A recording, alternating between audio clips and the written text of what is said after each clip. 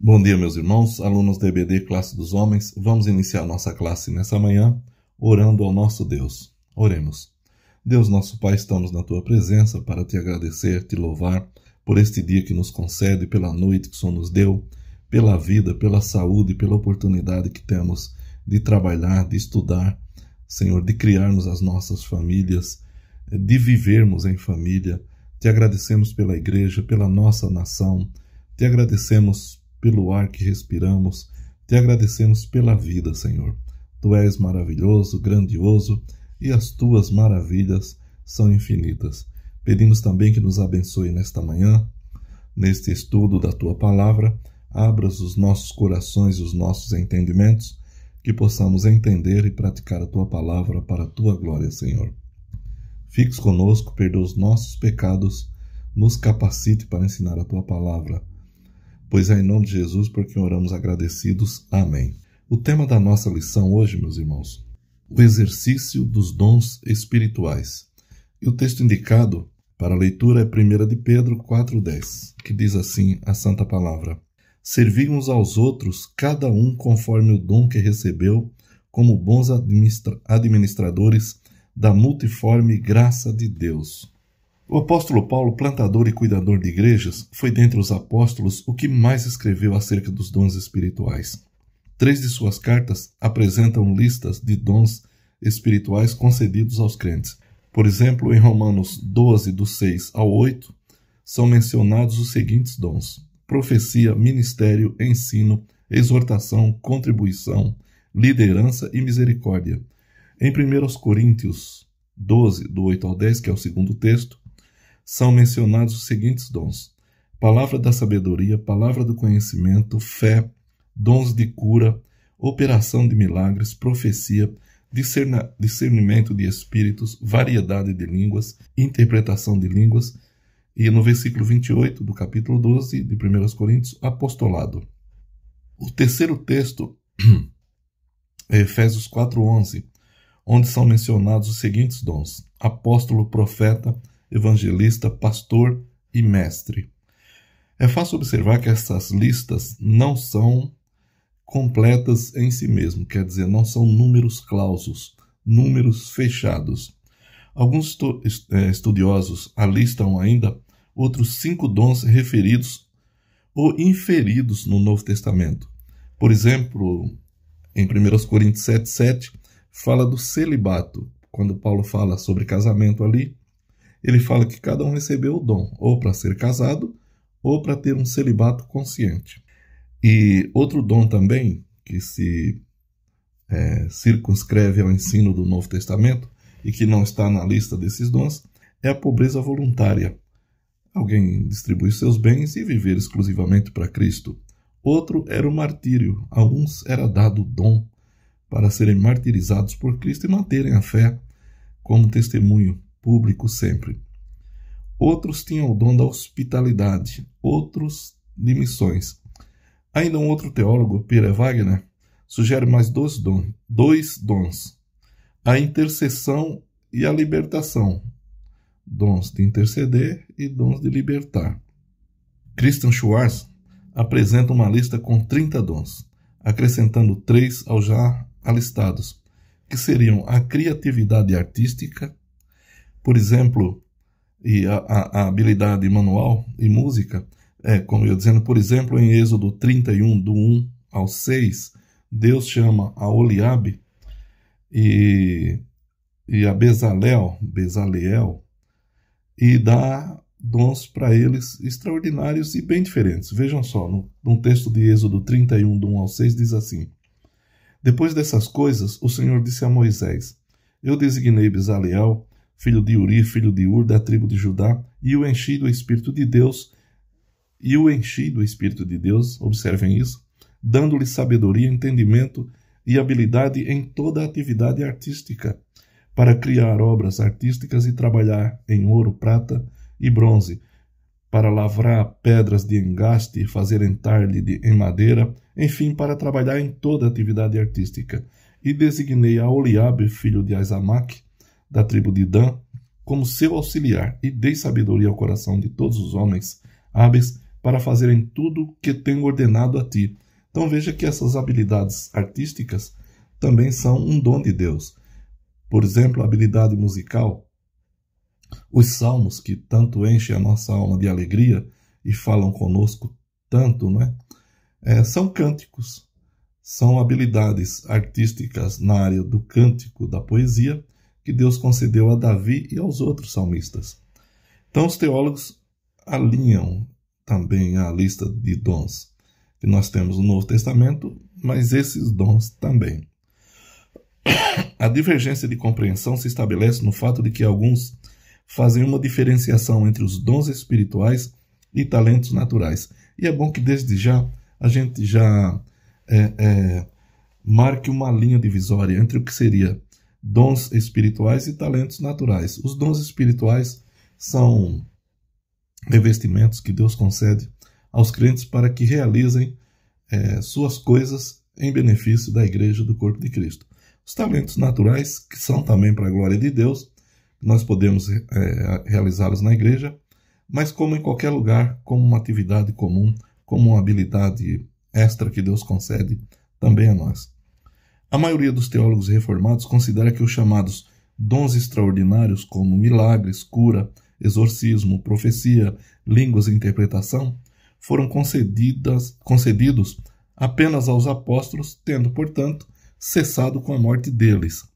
Porém, nenhum deles nega que Deus possa agir hoje, pois Ele é soberano e age quando e como lhe apraz. E sobre essa questão, o pastor Augusto Nicodemos apresenta o seguinte posicionamento, bem interessante, bem equilibrado inclusive. Não considera a questão da contemporaneidade dos dons como sendo uma daquelas que se acham no coração do cristianismo.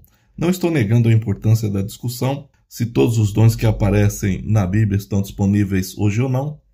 A verdade é que cristãos verdadeiros que são cessacionistas, aqueles que creem que os dons cessaram com os apóstolos, ou continuistas, aqueles que creem que Deus também ainda distribui esses dons extraordinários na igreja, eles têm o mesmo desejo, que é servir a Deus de todo o coração e ser instrumentos de bênção para os crentes. Por outro lado, se não tivermos uma compreensão clara de um assunto como este, poderemos não somente nos privar da verdade, como também promover a mentira. Em ambos os casos, mesmo que o prejuízo não seja fatal, certamente afetará a nossa vida e a das pessoas ao nosso redor. O apóstolo Paulo demonstrou preocupação quanto ao entendimento que os crentes deveriam ter acerca da natureza dos dons e, em especial, sobre o uso dos dons na igreja. Por isso, ele ofereceu instruções claras e equilibradas. A falta de conhecimento a respeito desse assunto ainda causa muito males à igreja do nosso Senhor Jesus Cristo.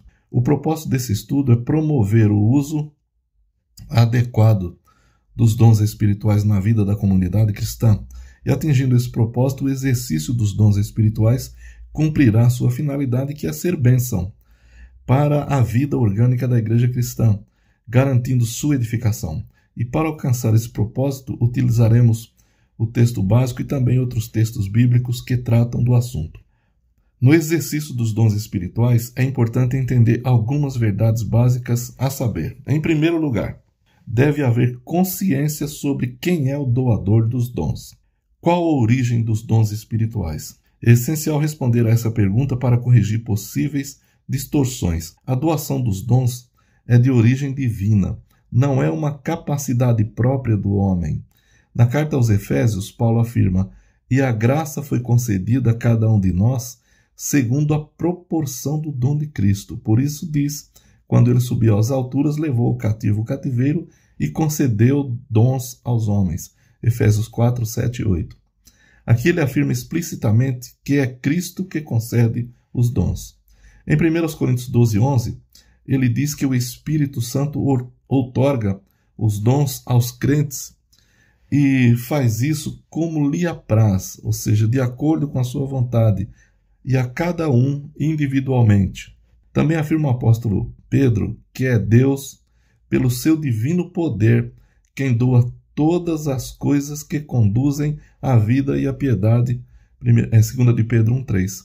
Portanto, conforme o ensino das Escrituras, os dons têm origem e propósito em Deus. A igreja pertence ao Senhor Jesus Cristo. É Ele quem a chama do mundo e a capacita com dons espirituais para ser bênção no mundo. A consciência da origem dos dons que recebemos aumenta nossa responsabilidade e nosso compromisso no exercício dos mesmos. A igreja que tem essa consciência, com certeza, será sempre uma igreja dinâmica, forte e ativa. Em segundo lugar, os dons devem ser exercitados com excelência. Na lista de dons apresentados por Paulo em Romanos, o apóstolo mostra como os dons devem ser exercitados. Se for ministério, que haja dedicação. Se for ensino, que haja esmero. Se é exortação, que haja dedicação. Se é contribuição, que haja liberalidade. Se é liderança, que se lidere com diligência. Se é o exercício de misericórdia, que se faça com alegria. Essas orientações apontam para a excelência que deve caracterizar o exercício dos dons espirituais. Sendo assim, é inadmissível que o cristão exercite seus dons de forma relaxada, sem excelência. A igreja cristã, como organismo vivo, deve ser zelosa e criteriosa no exercício dos dons espirituais em suas muitas atividades. Paulo orienta-nos sobre a qualidade de todas as nossas ações. Tudo o que fazemos deve ser feito com excelência, podendo ser feito em nome do Senhor Jesus Cristo. Colossenses 3,17 diz: E tudo quanto fizerdes, quer por palavra, quer por ações, fazei em nome do Senhor Jesus, dando graças por ele a Deus Pai. Compreendendo isso, busquemos a excelência no exercício dos dons graciosamente dados por Deus, o nosso Pai. Agindo assim, a igreja será grandemente abençoada e cada membro se sentirá gratificado. Em terceiro lugar, os dons devem ser exercitados com o objetivo correto. Paulo ensina claramente que a manifestação do Espírito é concedida a cada um visando um fim proveitoso ou bem comum, em 1 Coríntios 12,7. Em 1 Coríntios, a metáfora usada para falar dos dons na igreja é o corpo humano. Paulo fala da interdependência e harmonia que deve haver entre os membros do corpo. Basta você ler 1 Coríntios 12, do 12 ao 31, onde Paulo efetivamente se refere aos dons e também nos ensina como exercitá-los, que você vai ver como esses dons devem ser usados. Os dons não podem ser usados para prejudicar a harmonia desse corpo que é a igreja. Na carta aos Efésios, Paulo afirma que os dons foram concedidos com vista ao aperfeiçoamento dos santos para o desempenho do seu serviço ou para a obra do ministério, para a edificação do corpo de Cristo. Efésios 4,12. O alvo final é a maturidade da igreja.